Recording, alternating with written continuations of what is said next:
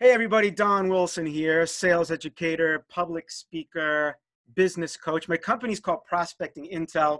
I'm also a brand new author, soon to be next week, finally. And I'm also a podcaster now. But today, I get to be a fan. You know, it's not too often that you get to talk to someone that's been a major influence in your life. And I'm so grateful that he was kind enough to join me today.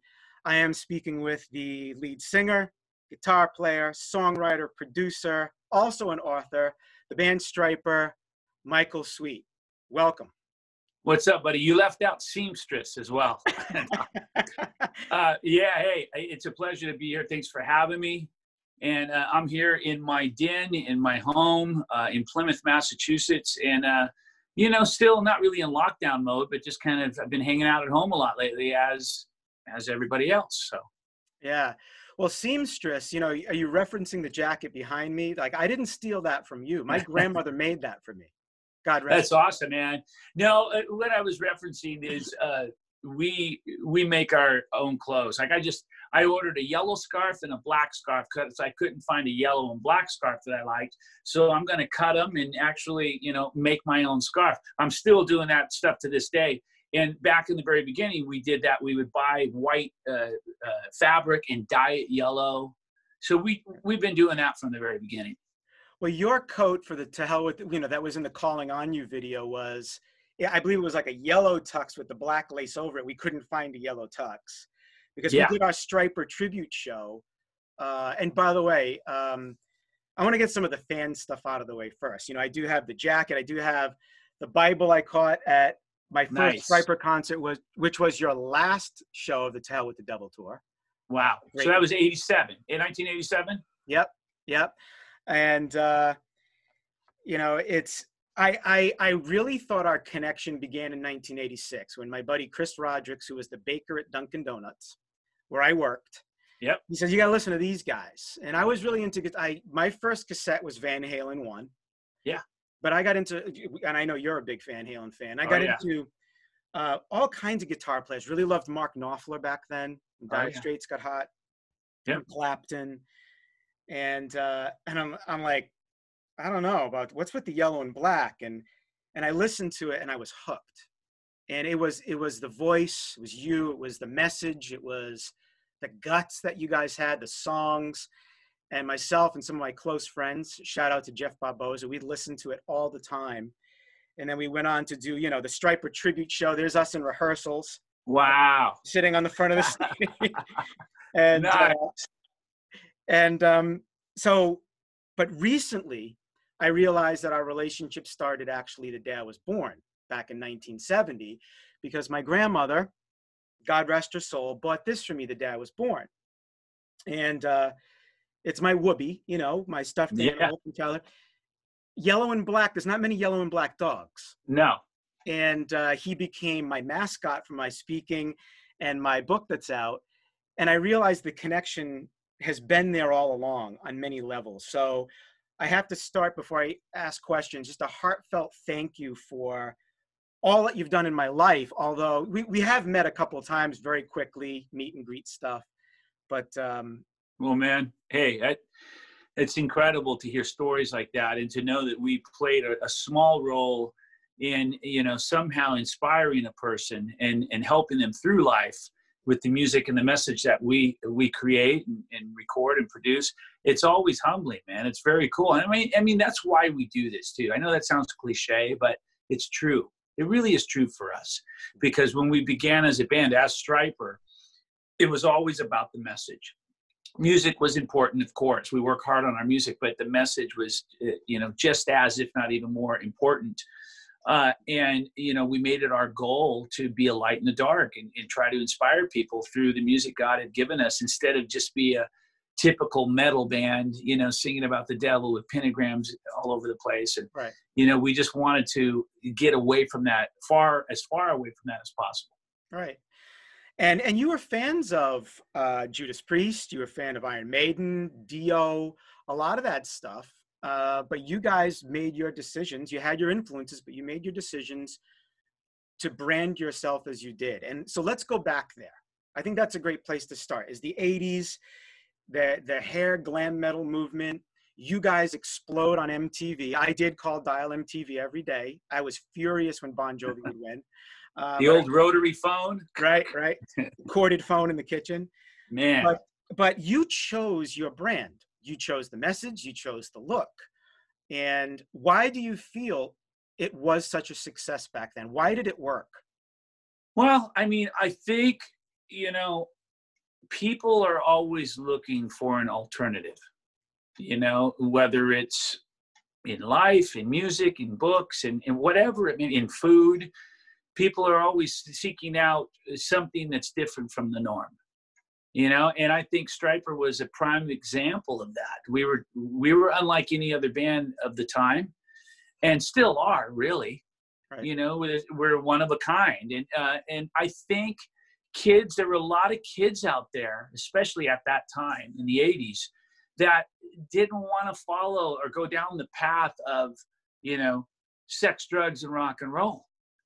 They had the smarts and the hearts to realize that that's not a good path. And they decided to go down the Stryper path and become fans of the band. And thank God there were enough of them to put us on the map and to make us relevant. And so we could continue on doing what we did. You know, it was really cool, man. It's a great story. We were definitely an underdog band, no doubt about it. You know, most people's eyes, if you went back in a time machine, you asked them, you think this band will make it? Most people probably would have said, heck no. Right. But we did against all odds. And that's the beauty of that story. It's very powerful. Yeah. You know, one of my best friends loves you and the other best friend hates you, not personally. Right. Yeah. And, but one of my responses is, well, I still get to hear my band and my band is still making albums. Where's yours now? You know, yeah. Are they still around? Is it even any of the original members? And we're very lucky that we still have you guys and you're still making records. I got the No More Hell to Pay shirt. These albums are so well done now. And we still got you. I'm so happy to hear you say that, buddy. I agree with you. I mean, there are some people out there that don't agree with us in regard to that. You know, some people just hang on to the past and they're so, you know, attached to that nothing we ever do will outdo the past.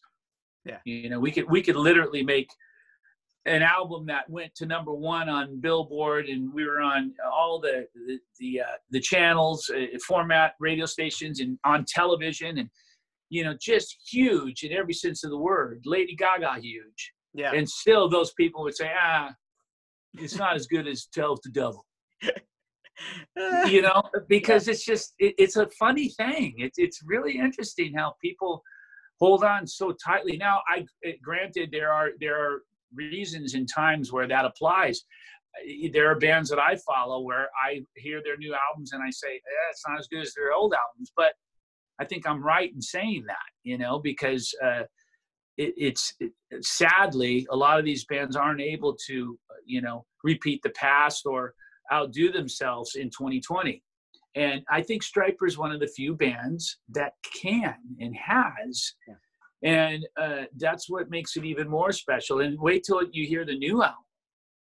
I mean, the new album is like goosebump. When I hear it, I get goosebumps. And everyone that has heard it says the same thing. They're like, you got to be kidding me.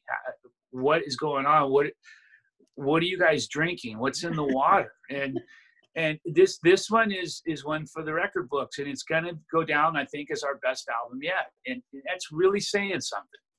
I agree. Agreed. So I talk a lot about helping people embrace uncomfortable change, and with the goal of creating new and better habits and ultimately enjoying new opportunities. That's a lot of our discussions in these podcasts. So I want to talk about one of the first big changes you had to deal with, which was welcome to the 90s and the grunge era. And sure. You guys did change your brand. You got rid of the yellow and black. You kept the stripes, made it very subtle. The album was called Against the Law. It was a completely different Stryper sound, still Yeah. very positive. When you look back at the changes that you made, because you ended up, I believe the band ended around 1992. Yep. Look back and share with the listeners how you changed the brand, and would you have done anything differently? Personally, I would have done a lot differently. Now, you know, again, people get up in arms over that. You know, I posted something recently on Facebook about that really is my least favorite Stryper album. And I explain why. Yeah. It's not just, I don't like it. I mean, I explain why. There's good reasons for that. Mm-hmm. But that being said, it's a great album. Sure. You know, it's well produced. It's a professional, well thought out album. There's no denying that. But I view it as we became a different band. We really did. We had some signature pieces left, ingredients left in the recipe, but at the same time, we threw out most of the recipe and kind of started a new recipe. Now, that maybe that's good or bad. In my view, I thought it was bad.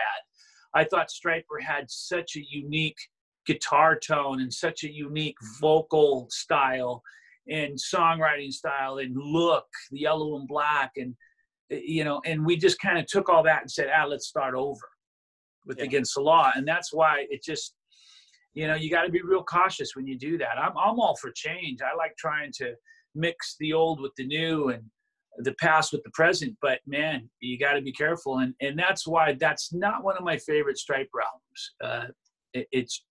It never will be. I mean, I don't even listen to it. Yeah. I do listen to old albums. I listen to Soldiers all the time. Yeah. Well, just so you know, I did sneak a picture at Derringer's of Robert's drum set when you played in Brockton.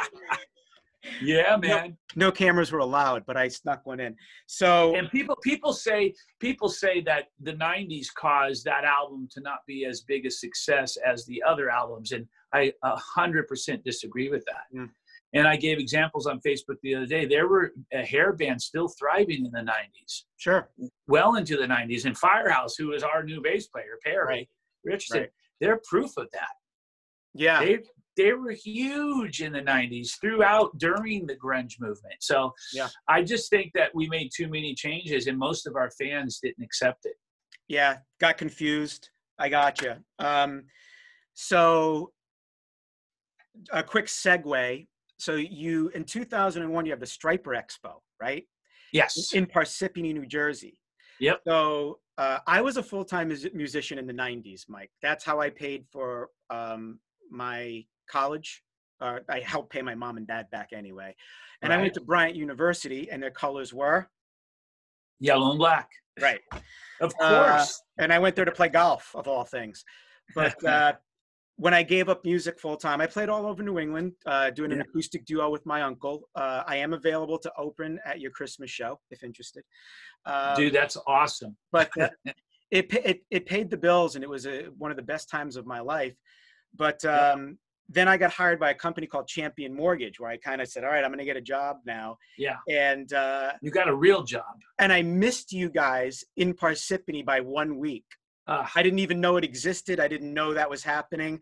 I almost showed up at the same hotel. But so you reunite. Now let's talk about how the music industry has changed. And one of my favorite songs I used to play was Walking in Memphis by Mark Cohen. Oh, yeah. Yeah, sure. And I remember him saying, well, we used to tour to support a CD because that's where you made the money, was on album sales. Now it's flipped. Now you come out with an album so you can tour because that's where the money is. Can you talk a little bit how you guys dealt with that transition, that change? Yeah, I would agree with that. I mean, it's definitely the money is in touring these days. Touring and, it guarantees, but more so probably at least for us, merchandise. Right. Merchandise and meet and greets really saved the band. We just kind of do our best to deal with it. I mean, I think the key is continuing to produce, continuing to release new product, whether that's music or merchandise or whatever it may be. Keep moving forward, keep doing things. Don't stop. Don't let our times get you down where you stop, because once you stop, it's hard to come back from that. Now we're dealing with, the COVID and everything going on around us. And, who knows how touring is going to continue. And when it does, it's going to be really different, right? So those guarantees are going to come down because the numbers are going to come down, capacities are going to come down because of distancing. So it remains to be seen how we're going to continue, but we are going to continue. That's a no-brainer. I mean, we'll find Stryper is one of those bands that always finds a way to survive. You know, we're just always there, man. We could take hit after hit after hit, and we're still going to be there. We're not going anywhere. So we've figured out a way to thrive and still pay the bills and continue doing what we do, make music and tour. Because, you know, I give a lot of credit to my wife, who is our manager, our co-manager. She really helped to get us in a better place mentally and in a business mind, to save money instead of spend money, and, you know, to build the accounts instead of deplete the accounts, you know, things like that, which over the past 10 years have really been crucial to our survival. That's encouraging because, you know, I've been talking to, since this has all gone down, you know, I'm part of a networking organization called Networking Group USA, and all kinds of varied professionals, from, you know, bakers to financial advisors to landscapers, you know, you name it. And, you know, I made that decision very early on. I just want to keep these people up. And what can we do now? What can we pivot? You know, what can we change? How can we evolve? And that's one of the things that I believe you guys have done well. But the reality is if you evolve and the product's still not that good, it's not going to help. And your product, you've always kept your standards very, very high, especially from a production level too, correct? Yeah, we really work hard on that. I mean, it's very important to us. You know, a lot of bands, friends of mine in the business who are working on albums, I hear that phrase often, it's good enough. Yeah. Yeah.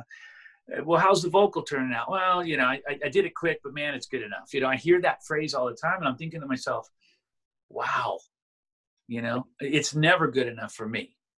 Yeah. And that's when I'm working on a vocal, you know, even after it's done and released and mastered and it's a done product, I'm still listening to it saying it's not good enough. Yeah. And I think that's part of what helps Stryper to want to always achieve better and bigger.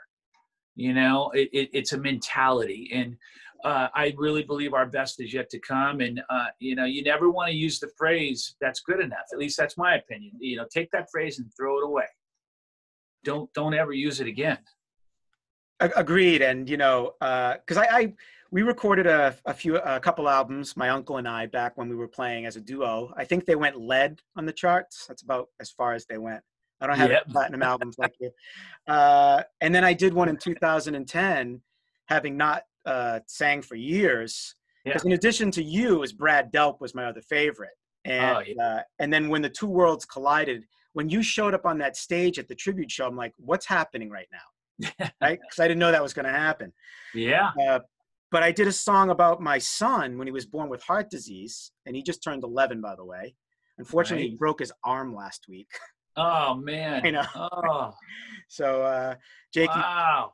But I remember recording, you know, an album about him and taking this song 20 takes, and the first one was the best one. Yeah. Right. And that happens too. I mean, you know, there's something to be said for, you know, the spontaneity and going in and doing something for the first time. That's why I don't like doing demos.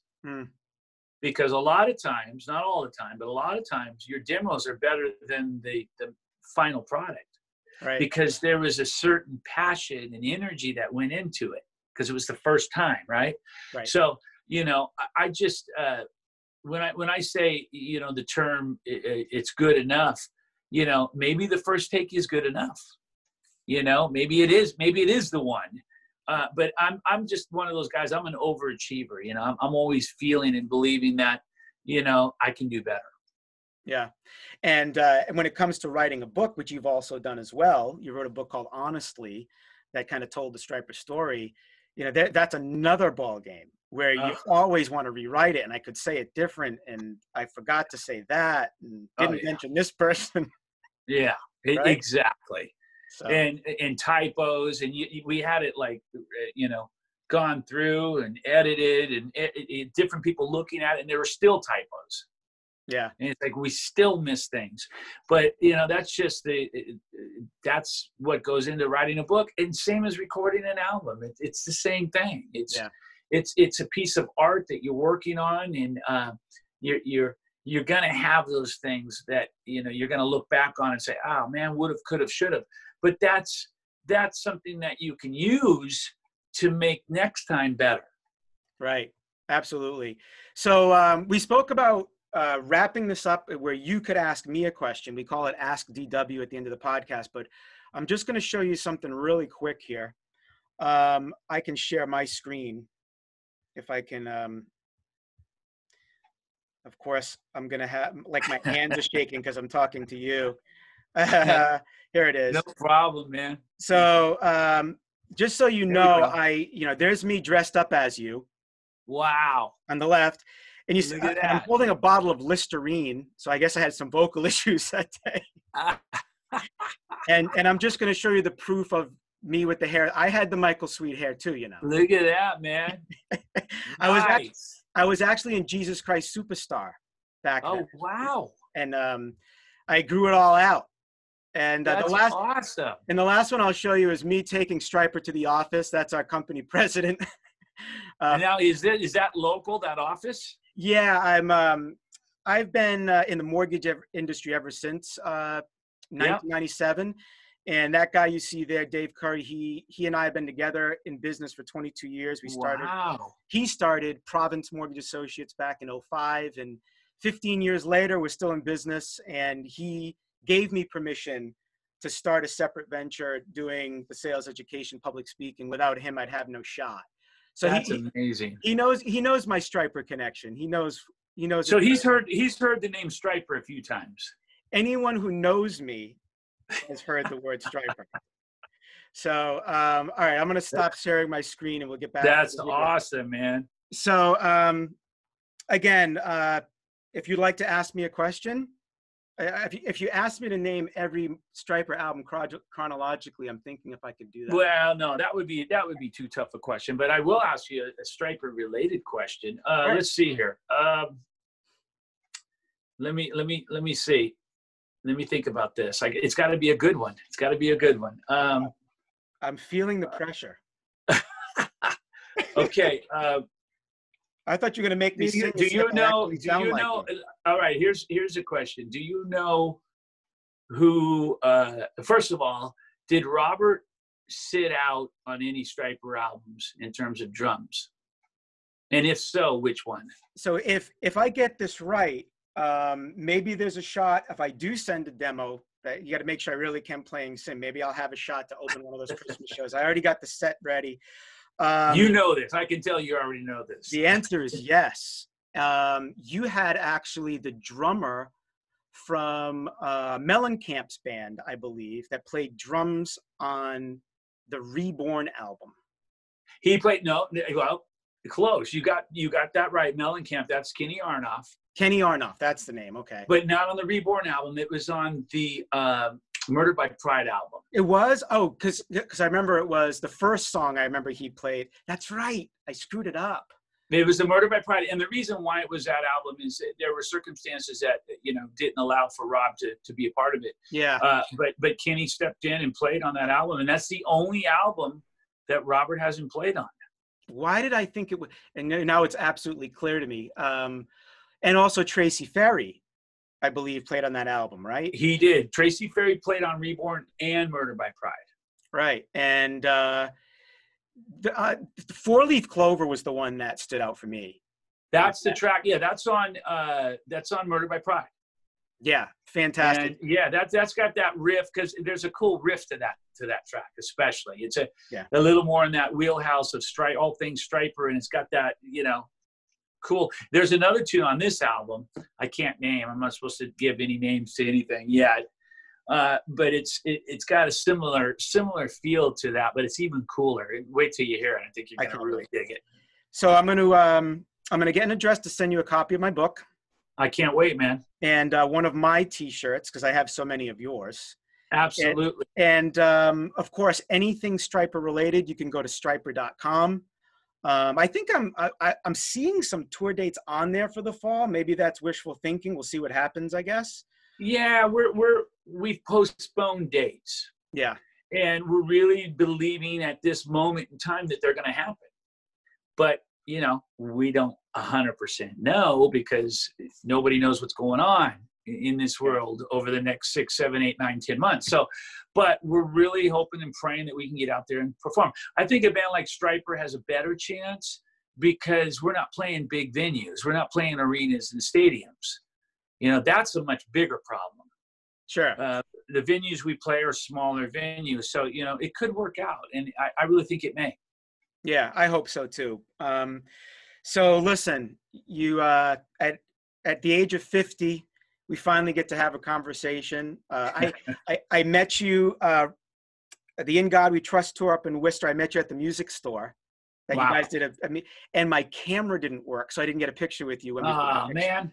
So that was like, what, 88, 89? 88, 89, and then Showcase Live. I actually did give you a copy of my CD with hundreds of other people, I'm sure, who have done that.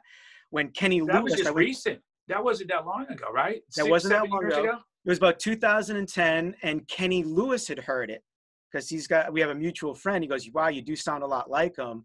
And I was able to give you, it just meant a lot to me to give you a copy back then. But you're, you know, again, just in summary, thank you for the music. Thank you for the message. You don't realize it, but you've been an amazing mentor to me. Oh, although man. We've never met. And that's so awesome. So awesome.